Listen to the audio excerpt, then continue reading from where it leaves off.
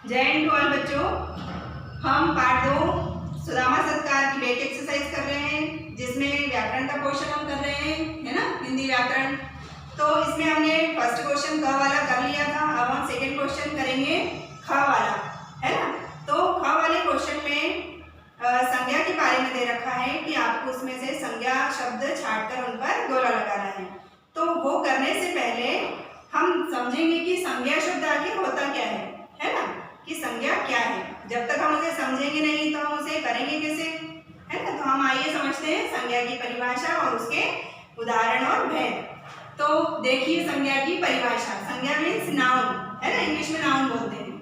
तो संज्ञा की परिभाषा है किसी व्यक्ति, वस्तु, स्थान, प्राणी, गुण, भाव आदि के नाम को क्या कहते हैं? संज्ञा कहते हैं। मैं फिर से एक बार रिपीट करती हूँ। किसी व्यक्ति, वस्तु, स्थान, प्राणी, गुण अथवा भाव के नाम को संज्ञा कहते हैं। इसके कुछ उदाहरण हैं सचिन, पंखा, भोपाल, हाथी, ईमानदारी, दया, क्रोध इत्यादि। अब ये उदाहरण तो दे रखे हैं, इससे संज्ञा का संबंध कैसे है ये मैं बताती हूँ। यहाँ पर पहला दे रखा है सचिन। तो सचिन क्या है?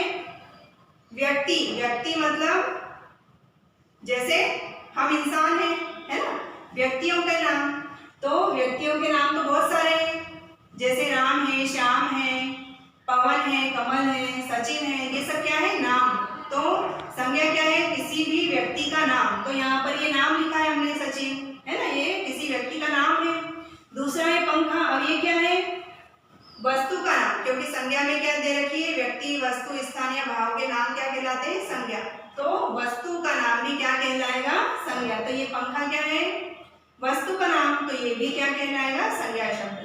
फिर है भोपाल। अब भोपाल क्या है? स्थान, है ना, जगह का नाम है। भोपाल है, इंदौर है, उज्जैन है, रतलाम है, बहुत सारे शहरों के नाम है, स्थानों के नाम है ना।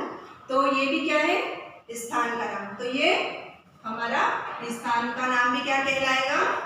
संज्ञा शब्द। तो भोपाल क्या हो गया? संज्ञा शब्द, इसलिए हमने इसे उदाहरण में लिखा है। फिर हाथी। हाथी क्या है?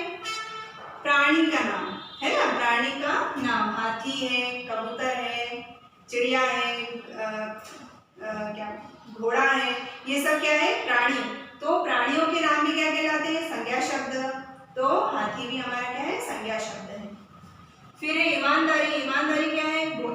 गुण का नाम, है ना। ईमानदारी क्या है? गुण का नाम। जितने भी गुण होते हैं, जैसे ईमानदारी है, फिर अच्छाई है, दया है, ये सब क्या है? अच्छे भाव है, मतलब गुण है। हमारे अच्छे भाव में क्या कहलाते हैं? हमारे गुण।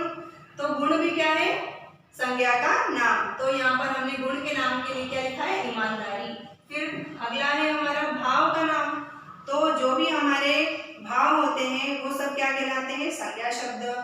तो इनके लिए क्या दे रखा है उदाहरण में? दया, क्रोध, ये सब हमारे क्या है? भाव। जैसे बचपन, बुढ़ापा, रोना, हंसना, ये सब क्या कहलाते हैं? हमारे भाव। जो हमारे चेहरे पर एक्सप्रेशन दिखते हैं या हमारे जो परिवर्तन होता है हमारे चेहरे पर, तो वो सब क्या कहलाते हैं? हमारे भाव। हंसना, रोना, ये सब भाव कहलाते हैं। इसलिए भाव के नाम भी क्या कहलाएंगे? संज्ञा शब्द। तो ये होंगे उसके उदाहरण संज्ञा के, ये परिभाषा होगी उसके उदाहरण। फिर हम देखते हैं संज्ञा के भेद या प्रकार, है ना, टाइप्स ऑफ संज्ञा। तो इसमें पहला है व्यक्तिवाचक संज्ञा, दूसरा है जातिवाचक संज्ञा और तीसरा है भाववाचक संज्ञा। तो जातिवाचक संज्ञा क्या होता है? किसी व्यक्ति विशेष की बात हो जिसमें, है ना, किसी विशेष व्यक्ति के बारे में उसका नाम हो तो वो क्या कहलाएगा? व्यक्तिवाचक संज्ञा। जैसे सचिन। सचिन एक विशेष नाम है क्योंकि वो क्रिकेट से संबंधित था, उसे सब जानते थे, है ना। तो सचिन एक विशेष नाम है, इसलिए ये व्यक्तिवाचक संज्ञा के अंतर्गत आएगा। श्री कृष्ण। श्री कृष्ण भगवान थे जिन्हें सब जानते हैं, तो ये भी व्यक्ति विशेष का नाम है, तो ये भी व्यक्तिवाचक संज्ञा के अंतर्गत आएगा। ताजमहल। ताजमहल बिल्डिंग का नाम है, भवन का नाम है, जिसे भी हम सभी जानते हैं ना, क्योंकि ये भी एक विशेष महल है जिसे सब जानते हैं ना। फिर भारत। भारत भी एक हमारा देश है जिसे हम सब जानते हैं। तो जहाँ पर भी कोई विशेष नाम आता है तो वहाँ पर कौन सी संज्ञा होती है? व्यक्तिवाचक संज्ञा। मतलब किसी का भी नाम, विशेष नाम आ रहा हो तो वो व्यक्तिवाचक संज्ञा के अंतर्गत आता है। दूसरा है जातिवाचक संज्ञा। जातिवाचक संज्ञा संज्ञा में किसी विशेष व्यक्ति की जाति का पता चलता हो, चाहे वो व्यक्ति हो, वस्तु हो, स्थान हो या भाव हो, किसी भी विशेष का हमें विशेष जाति का पता चलता हो, वो जातिवाचक संज्ञा के अंतर्गत आता है। जैसे लड़का, अब लड़के तो दुनिया में बहुत सारे हैं, तो यहाँ पर उन सभी के लिए एक विशेष जाति, कौन सी होगी जाति यहाँ पर लड़कों के लिए?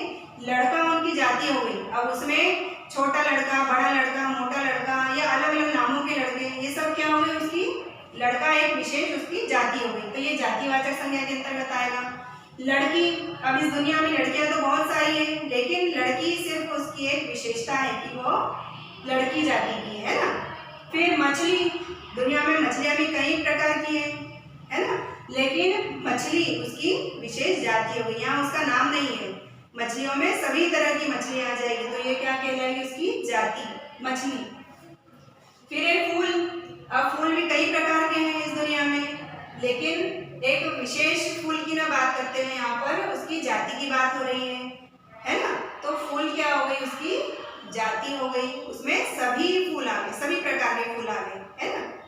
देश, इस दुनिया में देश भी बहुत सारे देश हैं, है ना, लेकिन देश हमने जब लिखा है तो ये उसकी विशेष जाति का पता चल रहा है कि इसमें सारे देश आ गए, चाहे वो भारत हो, पाकिस्तान हो, अमेरिका हो, रूस हो, तो वो सारे देश क्या होगी? उनकी जाति होगी। तो ये भी क्या होगी? जातिवाचक संज्ञा का उदाहरण। फिर है हमारा भाववाचक संज्ञा। भाववाचक संज्ञा क्या है? जो भी हमारे शरीर में या हमारे चेहरे पर जो भी भाव उत्पन्न होते हैं, या हम जो भी गुण हमसे प्रभावित होते हैं, वो सब क्या कहलाते हैं? हमारे भाववाचक संज्ञा, है ना। हमारी दशा, अवस्था, गुण, अवगुण, ये सब क्या कहलाएंगे? भाववाचक संज्ञा। तो इसके अंतर्गत क्या क्या उदाहरण है? हंसना, रोना, दया, ईमानदारी, बेईमानी, बुढ़ापा, बचपन, गरीबी आदि, ये सब क्या है? भाववाचक संज्ञा के उदाहरण। इनसे हमें पता चलता है कि ये भाववाचक संज्ञा है। तो हमने संज्ञा और उसके भेदों के बारे में समझा है। अब हम इसी के अंतर्गत जो हमारा किताब में क्वेश्चन दे रखा है कि संज्ञा पदों पर गोला खींचिए, तो आइए देखते हैं हम कि हमारे पास जो वाक्य हैं उनके अंतर्गत संज्ञा शब्द कौन से हैं, उन्हें हम पहचानेंगे और उन पर गोला लगाएंगे। तो हमारा पहला वाक्य है, सुदामा जी द्वारिका में श्री कृष्ण के महल तक पहुंच गए। तो यहाँ पर संज्ञा शब्द कौन कौन से हैं? हमने परिभाषा देखी अभी, उसके भेद भी देखे, तो हम देखेंगे कि इसमें वाक्य में संज्ञा शब्द कौन सा है। तो पहला क्या है? सुदामा जी। सुदामा क्या है? किसी व्यक्ति का नाम, है ना। तो संज्ञा की परिभाषा में क्या दे रखा है? किसी व्यक्ति का नाम क्या है? संज्ञा। तो हम इस व्यक्ति के नाम पर गोला लगाएंगे, ठीक है। फिर दूसरा है हमारा द्वारिका। द्वारिका क्या है? किसी स्थान का नाम, तो स्थान का नाम मतलब ये भी संज्ञा शब्द है ना। द्वारिका एक नगरी है, शहर है, तो हम इस पर भी गोला लगाएंगे द्वारिका पर, ये भी हमारा संज्ञा शब्द है। फिर श्री कृष्ण, श्री कृष्ण भी क्या है? किसी का नाम है ना, तो हम इस पर भी गोला लगाएंगे क्योंकि ये भी संज्ञा शब्द है, किसी का नाम है, व्यक्ति का नाम, तो इस पर भी हम गोला लगाएंगे। फिर है महल।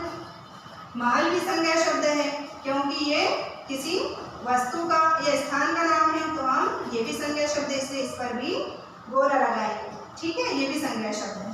फिर हमारा दूसरा वाक्य दे रखा है, वे हमारी दरिद्रता दूर करेंगे। अब इस वाक्य में कौन सा है संज्ञा शब्द? दरिद्रता, क्योंकि दरिद्रता किसका उदाहरण है? भाव का, है ना। भाव का उदाहरण है दरिद्रता, तो ये भी क्या है? संज्ञा शब्द, तो हम इस पर भी गोला लगाएंगे। तो ये हो गए हमारे संज्ञा शब्द, ठीक है। तो आप इस वीडियो को अच्छे से देखिएगा बेटा, और इसको हमें व्याकरण की कॉपी में लिखना है। हिंदी व्याकरण की आपको अलग से कॉपी बनानी है और व्याकरण का सारा कार्य उसमें ही करना है। तो आप इसे अपनी व्याकरण की CW कॉपी में अच्छे से लिखिए और मुझे चेक करवाइए, और वीडियो को ध्यान से देखिए और संज्ञा की परिभाषा को समझिए, ठीक है बेटा। धन्यवाद।